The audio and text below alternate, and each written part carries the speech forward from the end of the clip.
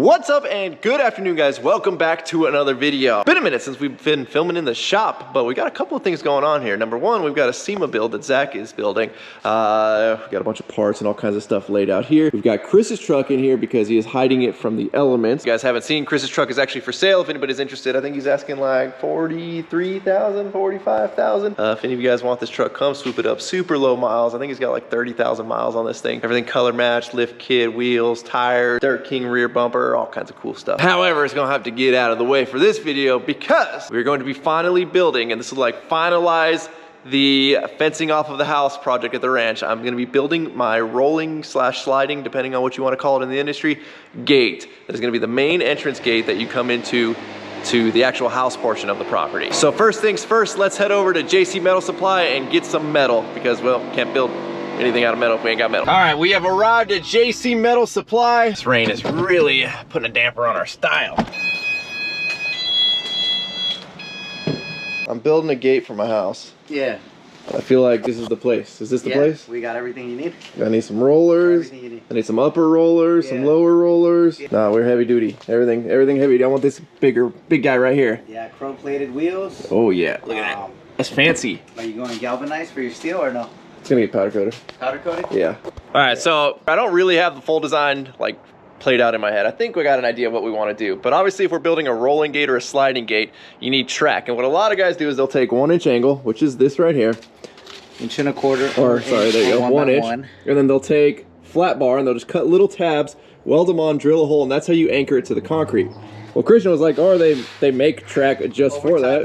Over time they break. Okay. So this is the official way to go. Look at that, it's already galvanized. Galvanized, got the holes ready. There you go. And the price, it's not that bad. What is MSRP on this? We're looking at 60 bucks, over 28, but you save time and work.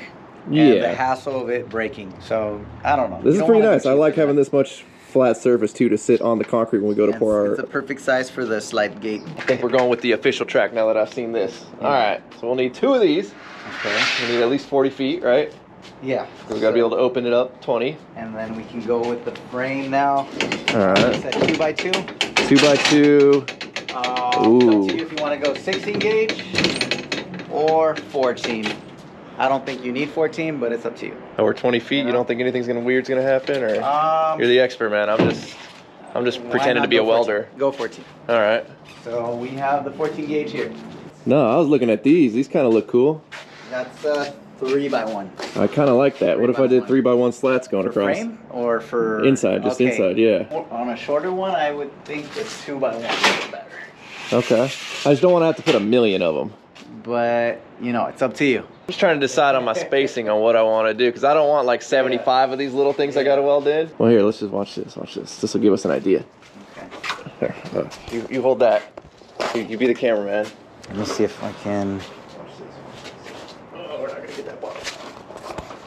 Whatever. Here we go. Here we go. That'd be our spacing. What do you think? If I did that? Not bad. I mean, I think it looks kind of cool. it's up to you, man. I'm not good enough at math to like calculate this real quick on how many we would need, but I'm sure we can figure that out. Oh, look at this one, we're gonna get all 4 out. I don't really know why that matters, but there we go. I don't know, what are you sold on, Chris? I kind of like the bigger. Okay. Now that I'm looking at it. All right. I just feel like the whole fence is made of 2x4 and 2x6s going across. Yeah. So I feel like we should go bigger. 2x3? Yeah, 2x3. Yep. Top and bottom, and then 2x2. All right, guys. So we've come together with a plan here. This is going to be our top and bottom rail. It's a 2x3. Now you'll notice, obviously, this is thicker than the 1xs. The reason we switched to this, we were going to do a 2x2 frame all the way around, and then we're like, well, that's going to be weird. So we were going to do 1x3s top and bottom, and then 2x2s on the side. But then, how would your metal made up, right? So if we have this is smaller, but let's just say we had a 1x3 and we put a 2x2 next to it, you're going to have this weird overhang. Yeah, that's not going to be good. Now what we're going to do is we're going to switch to a 2x3 so you still get this same look on the horizontal, and then the 1x3s will fit in and they're all going to be the same size, but then we'll be able to do a 2x2 coming down, and that'll give us a nice solid perimeter frame, and then we'll come in with the lighter gauge 1x3s in between, and hopefully everything mates up and works properly, and we actually, you know, build a sturdy gate, considering I've never built a gate before in my life. This should go great, Christian. It'll go fine. All right, we're pretty solid. We got all the accessories we're gonna need here. We're gonna get the roller wheels and all that. Christian's gonna deliver it for me because moving 20 footers is no fun. I got my truck. Yeah, if you don't have a rack on your truck like Christian has. Alrighty, so a day has passed. JC Metal Supply is gonna be delivering this morning. We've done some more work on this truck. We've got the beautiful flog bumpers on there, rears, fronts. We've pulled Chris's truck out, and our metal delivery should be here any second.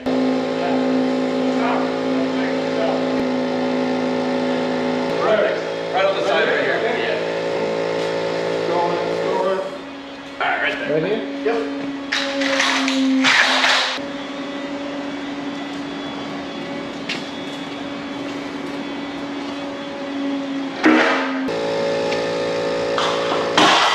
Okay, well, it doesn't look like much, but this is all the steel we're gonna be using. We've got our 2 track pieces, we've got our 2x3s, our 1x3s, and then our 2x2, which is gonna be going on the sides.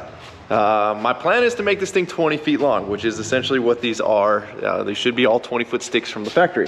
So this is gonna be a pretty freaking large gate. Hopefully not too heavy, but it's a rolling / sliding gate, so we shouldn't be too bad a shape here. All right, so first things first, we're gonna wipe all this metal down, because if you guys don't know, metal is very oily from the factory, and it's just not good to draw on and / or weld, right? You want as few contaminants as you can get when you're welding. Makes me real nervous having the forklift right there. I probably should have moved that first. We always keep a bunch of rags around that we've used to wash cars, because we use these rags once to wash a car, and that's it. And then we let them dry out, and we'll use them again for something dirtier like we are doing right now. Now, most guys use acetone for this. I do not have acetone, so we are using lacquer thinner. Some guys don't like lacquer thinner because it takes a little bit longer to dry, and there's like a tiny little bit of oily residue sometimes that you can get from lacquer thinner, but I think in this instance we'll be okay. But let's get all that oil off. Look at that. That's clean metal right there versus what we wiped off. Always good to give your metal a good clean. Then your hands don't get all jacked up later too, and they're all disgusting from all the oils. Now I think I may have screwed up with my layout, and I think I'm 1x3 stick short. 20 footers are no fun to move them. In the Bronco, we're definitely not putting one of these in the Bronco, so we're gonna have to see if Christian and the guys over at JC Metal Supply can bring me another one out. But this is essentially what she's gonna look like, minus this stick. This is gonna be our little side piece, our vertical. That's what she's gonna look like. We have like kind of strict parameters that I wanna meet. Height-wise, we wanna be about 36 inches, 36.5 to the bottom of that rail to the top of this rail. And then overall with the wheel, which we may or may not get, because that wheel we can't really change the dimension of, but we would like to be 42.5, I believe is the overall. But I think we need one more of these. I'm gonna cut some 3-inch spacers right now. I don't have my cold cut saw here. Well, Zach's cold cut saw is actually with Dave. So we're just gonna be cutting everything with the bandsaw, which should be all right. There's not too many cuts, so it shouldn't be the end of the world. Just mark out a few spacers. We'll go 4-inch, and then again, this dimension is 3-inch. What I like about steel is the dimension is an actual nominal dimension, unlike wood, where, you know, a 2x4 is obviously not a 2x4. So spaced out with our 3-inch spacers, we are exactly, we're 33 1/16. Now, obviously, if we need to be 36, that's only 3 more inches. So we can't put another one of these in because by the time you put another slat and a spacing for this bottom piece, that's 6 more inches. Whereas again, we need 3 more inches. It's not the end of the world.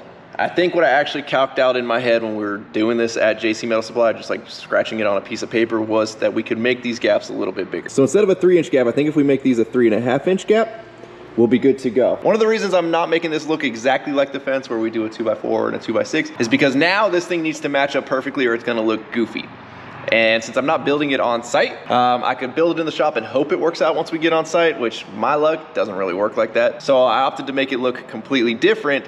That way, if things don't match up perfectly, it's not the end of the world. So let's take a 2x4. Let's redo our spacing. Oh, wait, we gotta start up here. There we go. If I paid more attention in math class, I wouldn't have to build it this way. I could just, you know, run some tabulations. 35 3/4. Not exactly where I want to be, but I think close enough. Okay, I finally come up with a dimension that I like. We used 3 3/4-inch spacers. This gives us within like less than like a 1/2 inch of where we need to be, which I think is going to be just fine. And I actually really like the look of this spacing versus them being closer and adding more of them. But I think this is going to be pretty cool. So Next, we're gonna cut our 2x2 material. That's what's gonna connect the top and lower 2x3s. That will be right inside of here. And we can either do it on the outside, which will give us a little bit longer length than 20 foot, or we do it on the inside. But either way, we're gonna end up having to cap one of these. So I think we're gonna do it on the inside, and we'll just have to cut some flat stock for the sides of the 2x3. We'll weld that on, grind it all smooth, and it'll look like just one solid bar of metal when we are done. Again, all we're working with is a bandsaw, so it's not the most precise cuts in the world. We're gonna do our best to get them as perfect as we can, and then, you know, we'll just weld and grind and hide the rest. Let's see, what was our interior dimension? 30 3/4. So come back over here, 30 3/4. Run a square mark on the top, because again, we are cutting these by hand, and I like to run a square line down one side, and it helps if it's in the right spot. All right, let's get a little more accurate there. There we go. Now, when I'm running my bandsaw down, as the blade is passing through, I'm watching the blade go down this line right here, and what that does is it helps me keep this thing perfectly plumb instead of angling it, and all of a sudden, as we're cutting down, we're now cutting that way, and we don't have a nice square cut. And one of my absolute favorite tools, the Milwaukee cordless bandsaw, makes cutting stuff like this super easy, whereas a lot of people would end up having to use like a grinder and a cutoff disc. This is just so much cleaner.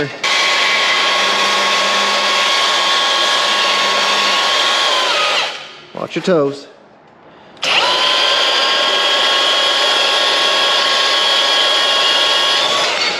Woo, almost.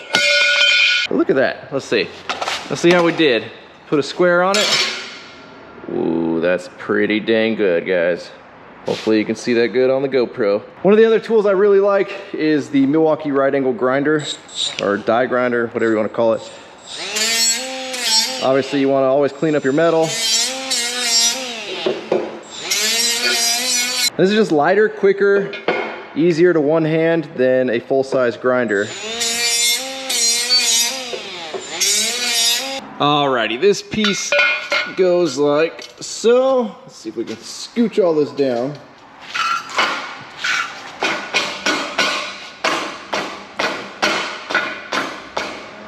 All right, we're already looking good. I do wish I had welding tables and fixture tables. That would make this a lot easier. We're just gonna end up building this thing on the ground.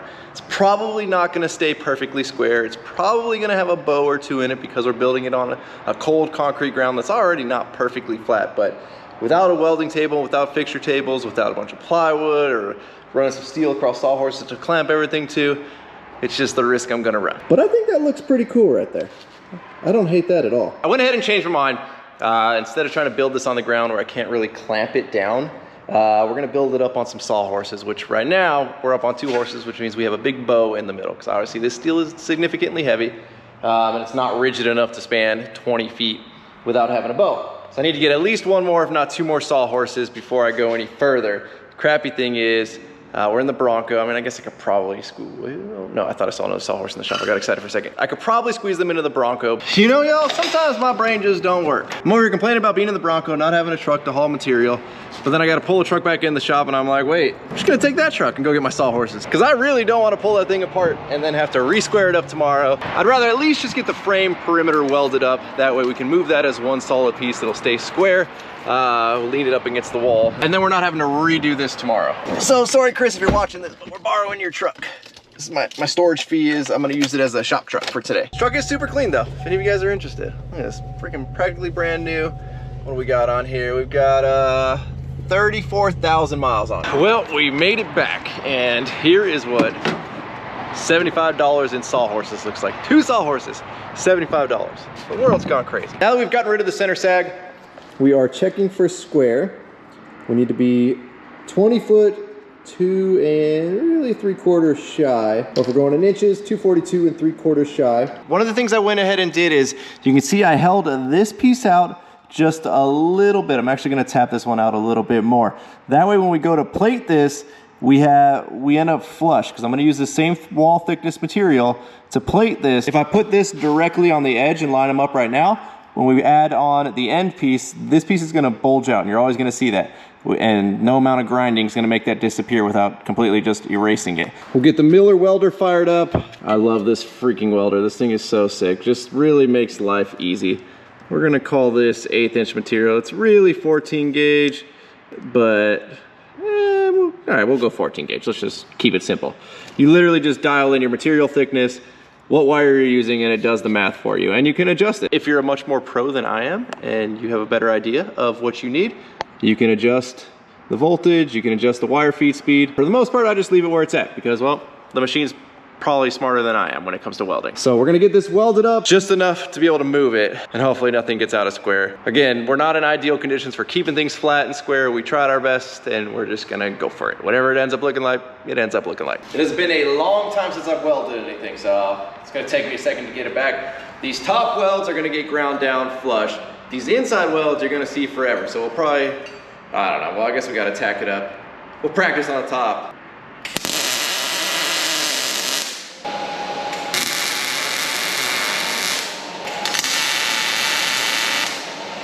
I probably should have set myself up a little better to get around to this thing, but I pushed it right up against the edge of the door. However, again, I don't want to re-square this up, so we're just working with what we got.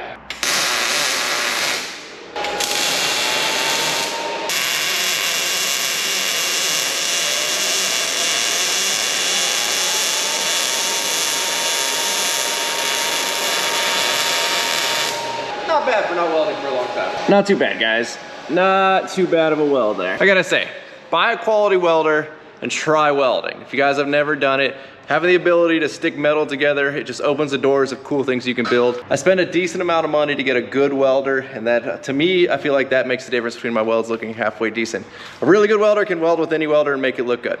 Very mediocre welder like myself, you give me a good welder and I feel like I can do something okay. Now I say that it's probably all downhill from here and the welds are just gonna get worse and worse and worse. Now on these top welds, I'm actually gonna put the weld pretty thick because we have two beveled edges basically that create this little void and we have to fill that in. And obviously when you're heating up and welding, you can dig in a little bit and we don't want that. We want when we go to grind this for them to be nice and perfectly flat and smooth with each other.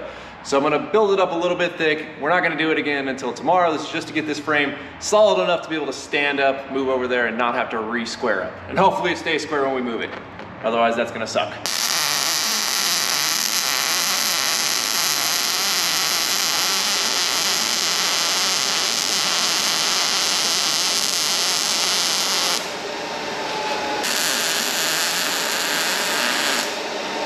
Now I should also have way more clamps on this than I do. Should be clamps here, here, everywhere. Obviously we should be on a more stout table. But one of the things I've learned in welding is just don't unclamp it till it cools down.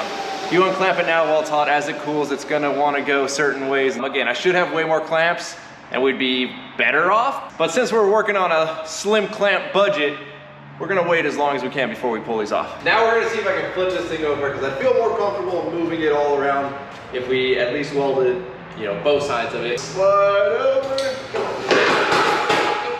Oh, abort mission. Abort mission. Stay. We got there. Now we're getting somewhere.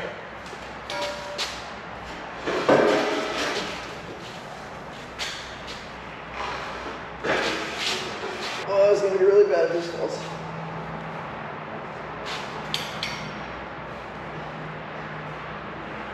There we go, there we go. All right, take your name.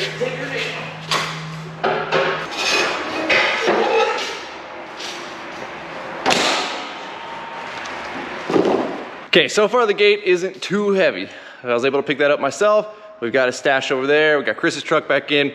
We did just get a couple of things though that just showed up. We got this sick new hat in stock. This thing is pretty sick. I'm pretty excited for this one. The colors are pretty sick and everybody's long awaited. We've got the jerky back in stock. We've got the beef jerky as well as the bacon. Just look at that. Look at that, guys. That's real bacon. That's not the weird pink mystery meat that you get when you go to 7-Eleven or, you know, the gas station. That's good stuff. Workforapparel.com. Go get you some. We'll be back on this in the morning. Damn.